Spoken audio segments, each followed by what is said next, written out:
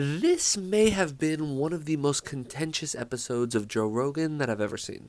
But if you say, I've decided that Churchill is the bad guy in It's not World what he War said. II. It's not what he said. It's not what he said. Neither Carroll nor Cooper said that? Well, listen, I don't know what Carroll said, but Daryl Cooper's not said that. What he said was he jokes with his friend Jocko, who's an Anglo-Saxon. He jokes with him.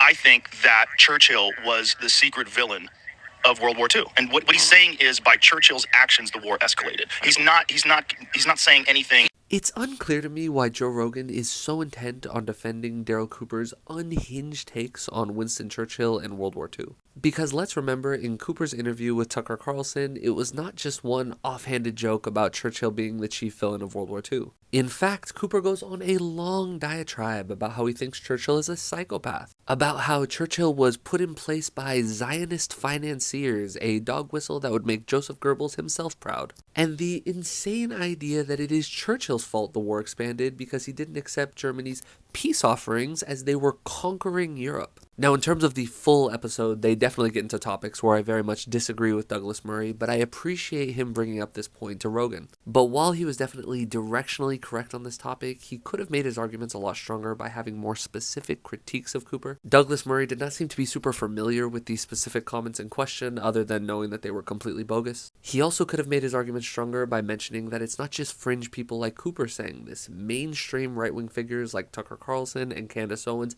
have picked up on these talking points. He also appealed far too much on the generic idea of expertise, as well as the supposed necessity of going to a country to have an opinion on it for my liking. All that being said, I definitely think he outperformed Dave Smith in the debate, and I was pleasantly surprised with how much he pressed Rogan.